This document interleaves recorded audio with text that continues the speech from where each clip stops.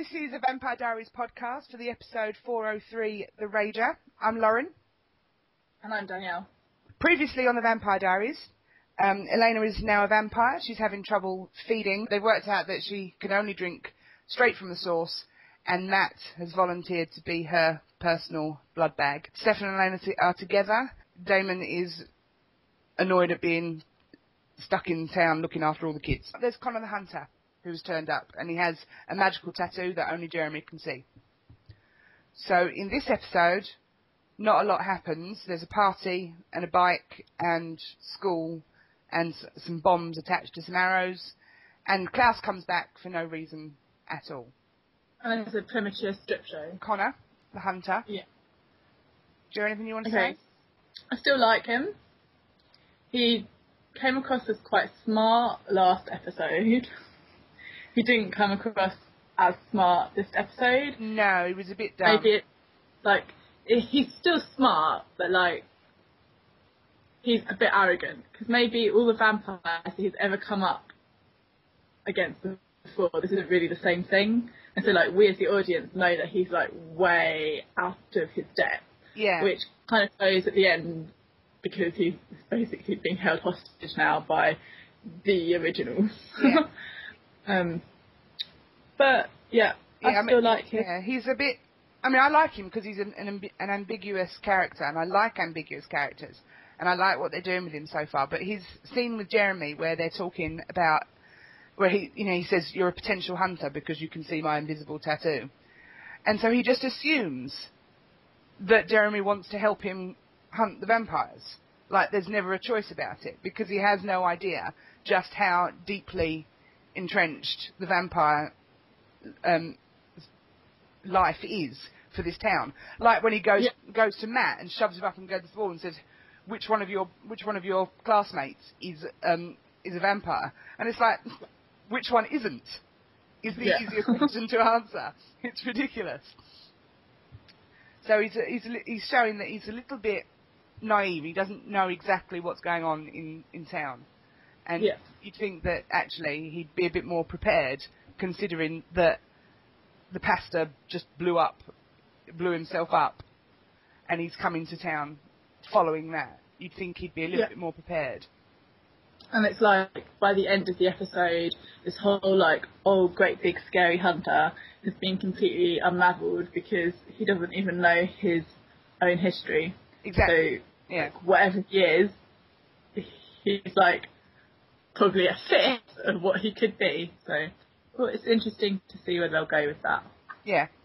Yeah, definitely. And how Jeremy will be involved. Yeah, when he saw the tattoo, I was last episode, I was wondering if he saw it because of his I can see ghosts thing that he has, or if it's because he is because he could be a potential hunter. That could be the reason why he can see the tattoo, because his parents were vampire hunters, and he comes from a line of people, hunting vampires and getting rid of them. But it could also be the fact that he can see things beyond the veil now.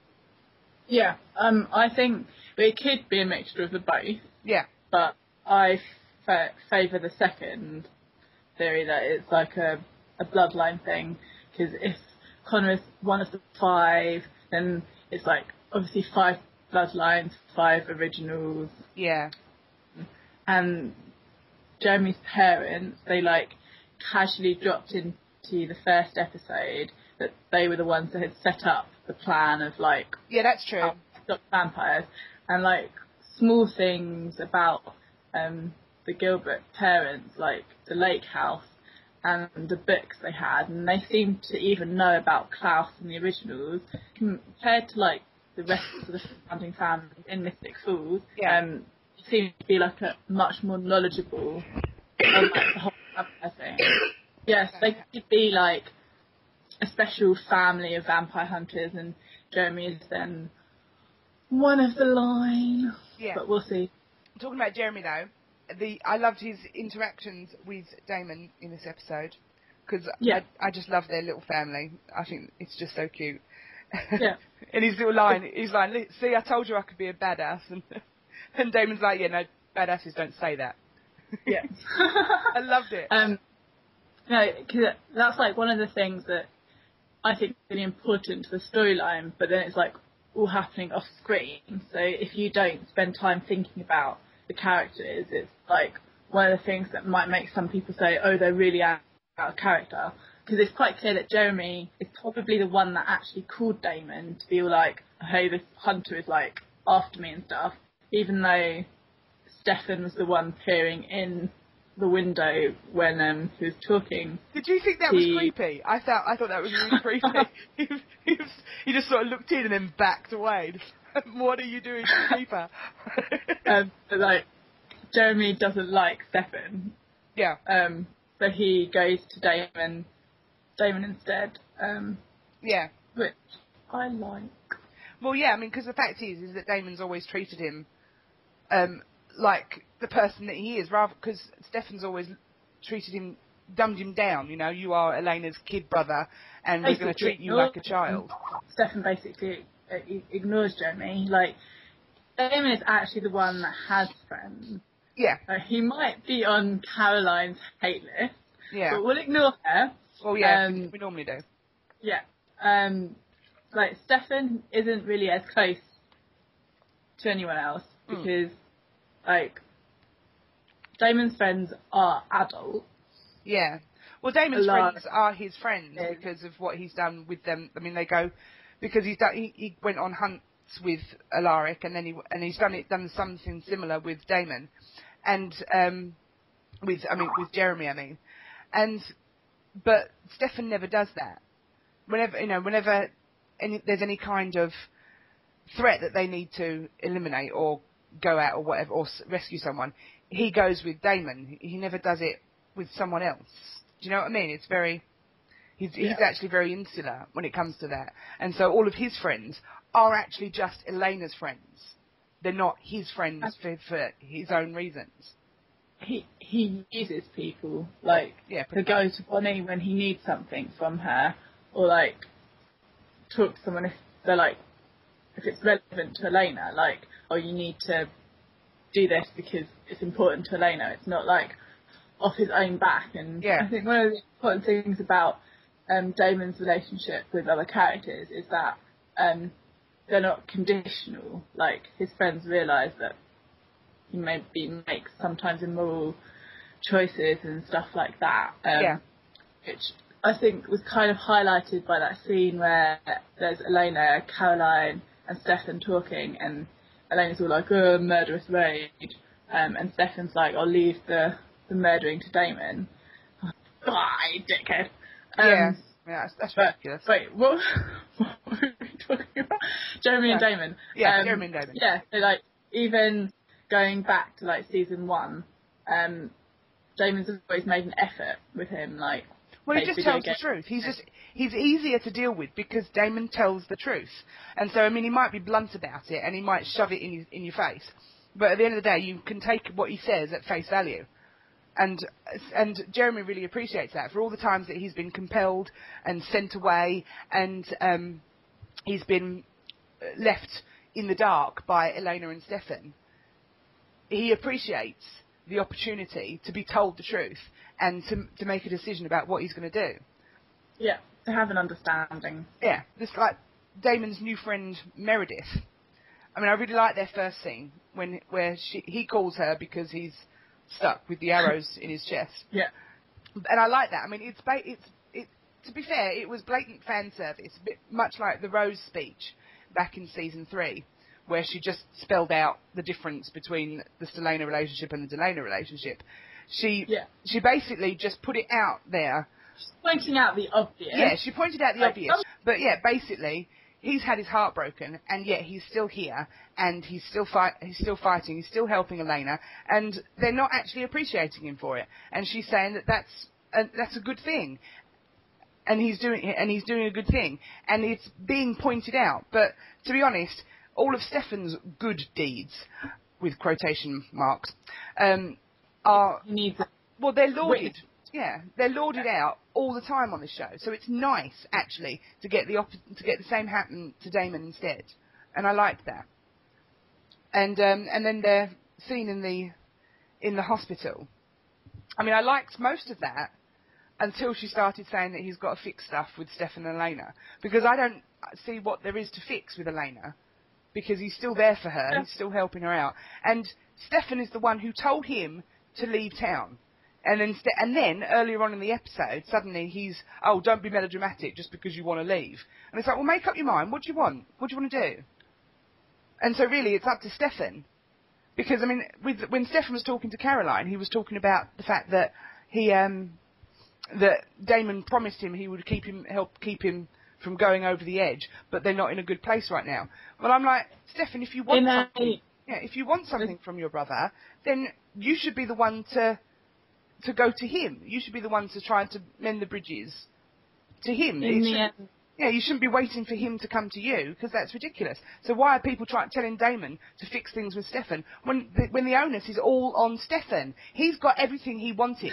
Damon has got nothing. Stefan needs to step up, quite frankly, and become a better brother for a while. In the web clip for next week's episode, Stefan does basically apologise to Damon.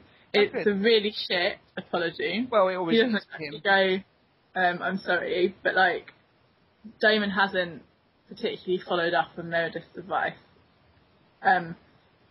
He talks to Liz and then basically isn't involving Stefan in the process, and Stefan's like, why? He's like, well, aren't we in a fight or having a fight? And Stefan's like, no, I'm just always going to be annoyed at you for blood sharing. Oh, fuck we're not fighting.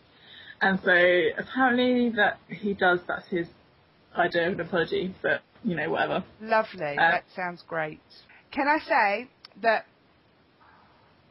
I liked the hallucination scene, because I think that says a lot about where Elena is in her relationship with Stefan, because especially if you take into account the hallucination that Rebecca had earlier, because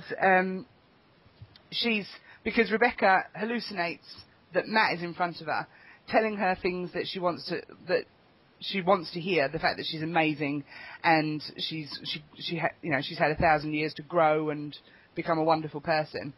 But then he turns on her and tells her everything that she thinks about herself. Like the fact that she doesn't deserve love, and that she ruins everything she touches, and she just keeps making the same mistakes over and over again, and she can't get anyone to love her.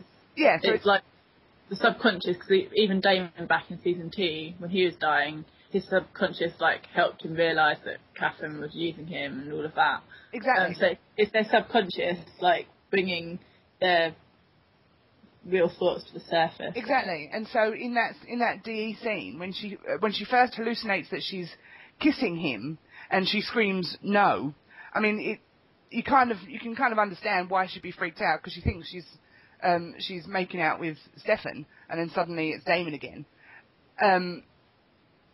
But then later, when she says, "Why am I thinking of you?" and he says, "Because you're a vampire now, and you're more like me than you are like him."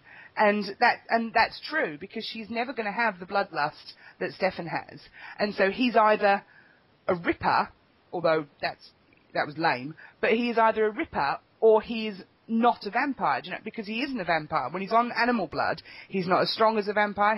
He can't compel as well as a normal vampire can. He's sort of caught between being a human and a vampire when he's in this stage. Yeah. And he's like a ripper, or trying not to be a ripper. Exactly. He's never just. Yeah, exactly. He's never just a vampire, whereas Elena will be, and she will become just a vampire. Just like what Damon is. And so, and especially if you take into account the lyrics of the song that was playing during the Stefan and Elena make-out scene before Damon turned up. Oh, okay. You said, I'll read some. Because I think the songs used in the Stefan and Elena scene in this episode are really telling. So this is the song, I think, what was it? It's something called Too Close. This song is called. It's like one of the bits is something like, I'm not one to break promises. I don't want to hurt you, but I need to breathe. At the end of it all, you're still my best friend, but there's something inside that I need to release. Which way is right? Which way is wrong? How do I say that I need to move on? You know we're heading separate ways. So it's like, oh yeah, it's a really positive SE song. Not. But exactly, I mean, but I think that speaks to how Elena's mindset is at the minute, because she chose Stefan as a human, but now she's changed. And she's trying, I think part of her is trying to hold on to the human choice that she made. But she's starting, in her subconscious, which is what this hallucination is from. In her subconscious, she knows that it's not right for her anymore. What they had before, they can't have now, because she's a vampire, because of how she's changed. And I think it's very telling, and it's like there's a lot of foreshadowing in the fact that she realises that at this point, although she's not yet ready to tell Stefan, there is a part of her that's thinking this isn't right anymore. I think it links back into stuff from last season, when Caroline was doing her like calling Elena out bit about Damon. Yeah. The line she said when there was something like that, like she couldn't let herself feel the emotions because of what it would say about her. So like when she was human, she was concerned with the right and the wrong of things. Yeah. Like you have to like put aside like the naughty feelings or whatever and like go the correct path. Which links into the other song that was playing during Stefan and Elena's wonderful scene on the back of a motorbike. Oh, why was that scene even there? I struggle with that. I don't even understand it. There are so many things that I don't understand about that scene. It was ridiculous. But stuff behind it, maybe not so bad, because the song that was playing in the background for that one was basically saying that she has to follow... Oh no, that might have been... She has to follow her heart now. Yeah, so instead of like following the correct path that you've like planned for, that's the right thing to do. Follow the heart instead of follow the plan. Follow the heart plan instead, because that's right. It doesn't matter if it's like where it leads you, like what potentially immoral things you might do. Yeah. A bit that's like, oh, will you follow your heart plan? Oh, why not jump into that ocean and run your fingers through your hair? Which is like, Elena's spent like 3 seasons basically completely disregarding herself as a person and doing everything for other people all the time. And so maybe it is finally time for her to like focus on herself and what she really wants, not what like other people's judgments and opinions say that she wants, which was the issue that she was originally struggling with way back before her parents' accident. Yeah, exactly. So they've kind of come in like a complete... It is. It's kind of like a circle, especially when you think of, especially when you insert Damon into that, because he was there at that point. And she met him at that point, and she knows that she met him now. And it even like links into the fact that like Damon's friends are like adults, and that Bonnie, as she's grown up and matured, doesn't likes him better a bit than what she used to. So it's like as Elena grows up and grows and develops as a person, she's developing the type of person that can and wants to love Damon. Which it's like even Rebecca is paralleling Elena in Elena in this episode as well, was like growing and deserving and all of that. Yeah, I mean the thing with the bike scene I don't get, just because it seemed to be inserted into it. Just it was almost like, hey look, Selena can have fun together. Look, but it's more about Stefan for the Stefan and Caroline scene. Yeah, well that's what I thought, because when the first time I watched it I was like, why is this scene even here? Because it just seemed so incongruous compared to the rest of what was happening. It was just a bit weird. But it was so cheesy. It was. And what's with the helmets? They are vampires. Come on. But anyway, it was what was I found interesting afterwards, after watching it again, was that Stefan, he's he kept trying to stop her from feeling all of these things. Like in the school, he's like, all right, this you haven't felt rage like this before. Calm down. And how about we just go to a party and have fun and leave the killing to Damon. And then he gets to the party and he's compelling people for drinks, and then he's manipulating her into saying, no, don't go after Rebecca because of all the tens of thousands of vampires that will die once you kill her, and which he wasn't all that bothered about when he killed Finn and was trying to kill all the others to save Elena last season, but now suddenly it's an issue. None of the things he says like have any proper impact because his values aren't really his values. Exactly. Because he doesn't like stick to anything consistently at all. But then like the weird thing is that it's possible that Elena manipulates Stefan as much as he manipulates her in a way, because in the scene at the beginning of the episode where Elena's feeding from Matt, she says something about, like, she says she didn't make Stefan save him so that he could be her blood bag. He turned into a blood bag. And I'm like, make Stefan? Like, I thought this was all about, respecting choices. Yeah. That's not. But it's not. That's not how she saw it. She saw it as like.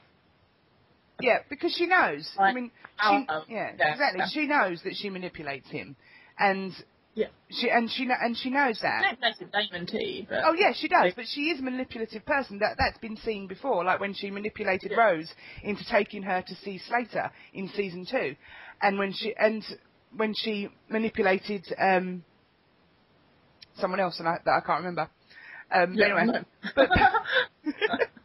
but that's what she does, and she's perfectly happy to use that when she wants something, which is a flaw of hers that I love, actually. She's not trained to not be manipulative, but like Stefan always has this like, I'm so righteous, like compelling people is wrong, taking away the choices. But then when it's not a big life or death situation, he's perfectly happy just to be like, give me your beer and whatnot. Exactly, yeah. And because he's very patronising, and I hate it. Exactly. Yeah. But what was interesting was he kept on suppressing her rage, and I was like, the entire episode I was like, why can't you just let her hate, for God's sake? Just let her have an emotion. But it made sense to me when you get to the Stefan and Caroline scene later, when he's saying he can't enjoy being a vampire with her in case he falls off the edge again, because the heightened emotions are all a part of being a vampire. And so if she's going to experience all these heightened emotions, he's either not going to experience them with her and sort of bring her down, or he's going to enjoy them and eventually fall over the edge and become a Ripper again. And so it's like they step up. So what he's doing now at the minute is he's still trying to suppress all of her emotions so that she stays the human part of Elena rather than the vampire side. And it's weird because I've always thought that the Ripper sort of came about because he did suppress everything. Because like if you bottle it up, then obviously it's going to explode out of you. To be honest, there's lots of different theories as to why he becomes a Ripper, and it's never been explored. It's never been told why. They should explore it. They should really. He's a horrible, bad person. Well, there could be. I mean, there should be a good reason for it. I mean, why is it that he became a Ripper, and Damon didn't, for example, or Catherine didn't? Why is it? I mean, I know that we've had a theory in the past, haven't we, that it was because he turned with his. Yeah, basically that, like, in life, Damon. Which one? No, the one I was thinking of was that, like, Damon always sort of embraced his emotions as a human. He was quite emotional, but Stefan, like, suppressed his real feelings to, like, do the right thing with his, like, what his father wanted and stuff. But, like, deeper down, he had had all these emotions that weren't let out. Yeah. They like came out of his relationship with Catherine and then later, but like Yeah. when he turned into a vampire, exploded out. To be honest, I always wondered if the reason why he became a Ripper was because he completed the transition with his father's blood. Just was so massive guilt. Well, yeah, you know, like it's because you know, if you complete the transition with blood that's related to you, it does something weird to your head, possibly. But so the Steph and Caroline scene at the end was weird because I don't get it, because she's all about, I'm a really good vampire because of you, and you're like, and I was like, isn't it just because you're a married? It's ridiculous, yeah, because what happened was he stroked her hair once and wiped her face in a bathroom, and then he took her for a walk through the woods, and then nothing. Oh, and she broke up with Matt because she's fighting to like eat him, but then she became a pet. Maybe it all happened off screen. Maybe. You know? Maybe that's what happened, because on screen there was no Stefan and Caroline spending lots of time learning how to be vampires. Yeah. And she's nothing like the kind of vampire that he is, because she drinks human blood, and she does kill people when she feels the need. And she did that one. Yeah. And he's just a lame-ass vampire vegan, or he's a Ripper. They're completely different species, quite frankly. And I didn't really get it, because, like, when he became a Ripper at the end of season 2, he held on to his humanity. He didn't fall off the edge. He had to be compelled off that edge. So I'm like, okay, so your love for Lena, like, held onto all of that, and then, like, after he did go off the edge, he went back onto the animal blood all of his own accord. So I'm like, the issue exactly is what? Exactly, and then he beat, apparently, because after he beat up Alaric for 2 minutes, suddenly he was fine. I don't get it. I never got the Ripper storyline. I was incredibly disappointed with the Ripper storyline in season 3, and I'd rather if we didn't talk about it anymore.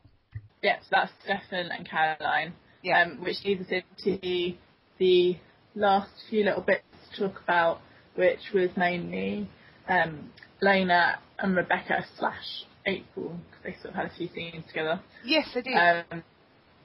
So yeah, I really actually enjoyed Elena and Rebecca's scenes together. Like, I should hypothetically hate Rebecca's guts because she's the cause of Elena's death, but I don't. Yeah, I don't either, to be honest. Yeah. I think she's great. Yeah, it's like one of these cases, it's not like liking her as a person, it's like liking her as a character. Yeah. So, like, she explained her motivations for what she did, and like, from her point of view, I get why she did it. Like, I mean, I agree. I get where she's coming from. Well, no, I mean, the fact is we lost Alaric because of her. But from her point of view, he was trying to kill her, so she killed him first. That's what she did. Yeah. And she reminds me of old Caroline, like human Caroline. Yeah. Well, I mean, the thing, she's almost like a parallel for Damon in a way, because I don't. There's loads of potential there. Yeah, because I mean, things like the way she's treated by everyone. It's a bit like how Damon is treated by everyone. She doesn't apologise for who she is. She is an original vampire. You can't kill her. She can be a bitch, and she will be a bitch if that's what she wants to be. And she's open and honest about that. I am who I am. Take it or leave it. And because of that, they're ridiculed. Both her and Damon. They're set upon by the rest of the characters just for being comfortable with who and what they are. And I don't think that that gives a very good message to people, to be honest, because it's like you have to keep repressing who you really are in order to be a good person, is kind of the message that the show gives out. Like, you don't have to suppress who you are. It's like she's not the nicest version of herself. No. Like, she could still be Rebecca, but not like be such a bitch, I guess. So I do like her bitchiness, and that scene in the toilets with Elena, that's like one of the things that's like unnecessary, the sort of like antagonising Elena. But when she wiped her bloody hand down Elena's face, I was like, oh my god, this is excellent. I actually thought they were going to kiss. Like, my heart just jumped in my chest. And I'm So like, did I. I was like, wow. That's just like my slashy brain going off. Then slash for the win. And then again, at her party, she steals the ring, and I'm just like, So I really like their, like, sort of... I like their scenes. Mystic relationship. Yeah. Because, like, before Elena stabbed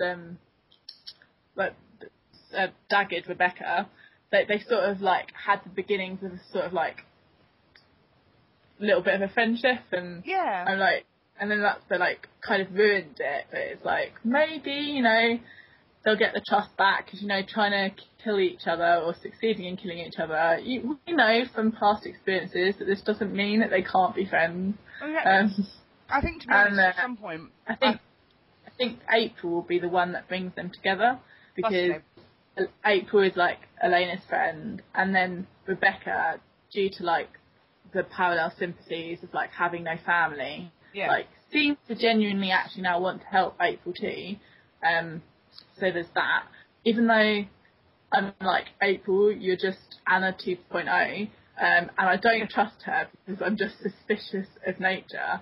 Because it's just all too convenient, her just turning up, and her father being Pastor Young, and like having written that creepy letter and that he left to her, and I'm just being like, oh, what's going on here? Because I thought she knew Connor just before he stabbed her in the last episode. It was like she'd recognised someone she knew, and I'm just like, I don't know what's going on here. So I'm not going to trust her until it's absolutely proven 100% that she's not like actually evil. Okay, I think you've confused this show with Supernatural far too often, Danny, to be honest. So, anyway. Which just leaves, who else have we got? Klaus, Tyler, and Haley. Yeah, because basically these, I mean, apart from Tyler, the other two were basically just the most useless characters in this show. I mean, why was Klaus there? Klaus was basically just in this episode just to say, oh, hey Hunter, you are one of the 5. That makes you really cool, or something. And now I've got to protect him. Yeah, exactly. It's like they could have found that in such a different way. I mean, why bring Klaus back just for that? They want Klaus back. I know, but I don't. I don't want him back. I want him to die. Oh. Yeah, me too. And also, Lauren figured out that Damon doesn't miraculously have Klaus's number. Yes. He was calling Tyler. Yes. Because we got quite cross with that in the live chat. Like, why does Damon have Klaus's number? Why is he calling him? But he doesn't. He calls Tyler. Stefan actually does. But Stefan does call Klaus. Stefan actually does have Klaus's number. Shit. So quickly. Yeah, so Klaus being there was just boring. And that Faye from the Secret Circle, Haley. Whatever, I'm going to call her Faye, because that's who she is. There's no difference in her character at all. She's just Faye, and there is no point to her. She's just there as an excuse to bring her in from the Secret Circle, because everyone's going to be like, oh look, now the actor is with her friend Claire Holt, who plays Rebecca, from that Australian show they were in together. Isn't this amazing? And I'm like, why? Just why? And she's also basically just like the slightly more badass version of Caroline. Like, the reason Caroline and Tyler grew close together was because, you know, they both like realised their animal nature, and she helped him through his difficult time. And it's like, well, that's again what this Haley character has done. Yeah. And even though Klaus like figured out that Tyler supposedly cheated on Caroline, he himself did not confirm it in this episode. He never said that Klaus was right. So we don't know. I think they probably did though. But It could be a red herring. Yeah, it could be, but I'm so uninterested in the love triangle of Klaus, Tyler and Caroline that I just don't care. I don't care. Yeah. I don't care who this girl is, I just want her to go away. And that's it, really. So, yeah. She could be Klaus' new love interest. Yes, they He might have killed her already. Yeah, let's hope. That would be nice. I'd like that. And we have Klaus going, like, I think Damon read, he had the letter, didn't he? This bloody letter talking about salvation and a greater evil, and it's like, oh, Klaus was the greatest evil we ever knew. And I'm just like, no, what? He was not the greatest evil you ever knew. You didn't even need to kill him. He's just like a pathetic, sad little boy. Oh, it's ridiculous. Was like evil for like 1 second, but just I don't know. Yeah, I was not interested. I found the whole thing boring, to be honest. As soon as Klaus turned up, I kind of checked out, to be honest, because apparently calling Klaus evil was a nod to the books. Oh, okay. He was actually in the books. Oh, was he? So it's just the show that he's late. On the show, there is no evil, because they always find the the feature that you can redeem a person by. Yeah. I guess. Or just the fact that no one kills the fucker off. It just drives me nuts. Well, that pisses me off greatly, because it's not about... That's why I hate him so much now, because even if I had really loved him last season, and there was a period where I did, well, this is it. The whole point of the entire season, because all the characters are like dying and doing shit just to kill Klaus, and then it's like, and he's still here. I mean, and that's in his own body. But that's kind of like the point of like, I'm like, why are they talking about a greater evil coming to town when they can't even get rid of this guy? Do you know what I mean? What is the point in bringing a greater evil will probably end up everyone's best friend too. Well, exactly. It's just like, what's the point in bringing in a greater evil when the supposed Easter bunny or whatever, the guy that they've all been trying to kill, they can't bloody kill. They can't kill him because if they do, everyone else dies. So it's like, just why bring something else in? Because there's no point, and that's why the fact that Klaus is still around. I mean, there's nothing to do with the originals and stuff like that. I mean, I personally don't like the originals aspect of the show. I think it brings too much to it, and it just makes it all very complicated and pointless. Yeah, you have to say they aren't a better. Yeah, but Klaus himself, there's no point to him if he can't die, because he's meant to be the antagonist, and if the protagonists can't defeat the antagonist, then the story is pointless. Do you know what I mean? It's like, so why? Yeah. Just if they could just kill him off, it would make the story that much better. Bad way. Yeah. He probably will die, hopefully. Putting too much hope in this. Just a couple of theories to finish off with. It's possible that the greater evil is Bonnie. It could be something else. It could be something related to the ghost spirits and stuff. I don't really care, to be honest. No. My theory, the only one that I've come up with recently, is to do with why Elena can't drink anything but blood from the source. It's related into the new storyline to do with the the hunters called the Five. I don't actually know. We're assuming that they're bloodlines. And if Jeremy is a potential hunter because he's a Gilbert, then Elena being half a Gilbert and then her other bloodline being the doppelganger bloodline, Damon suggested that she couldn't drink blood from animals in him and blood bags because she's a doppelganger, but it could easily be the opposite, the fact that she's a Gilbert and potentially also related in to this whole Fives business. So it could be something to do with her blood. We really need a bit more information. Yeah. I have slightly... It's a good theory though. Is she a human vampire hybrid? Is half her blood immune to the other half of her blood? We'll get a bit more information, then we'll know more. But that's my main theory. And obviously, it's important because Klaus himself said that, like, 2 hours ago he wouldn't have given a shit if she was dead. But, like, as soon as he had learned about the hunters, he was like, she can be useful to him again. So she clearly fits into this whole bigger puzzle somehow. Yeah. But they're not going to tell us all straight away, because why would they do something as useful as that? Yeah, they'll do it next episode. To make us watch for some reason. Yeah. Well, they'll do it next episode, because that's what they do. Like they did that. I mean, like they did like in last episode. Jeremy sees an invisible tattoo. This episode, we find out why. It's because he's a potential hunter, and that drives me nuts because it's like, try to work out a story arc, please. Wait that long. Thanks for listening. Hope you guys enjoyed it. Links are below in the down bar. Check out our blog and Tumblr, and And come find us on Twitter. come talk to us. Bye. Bye.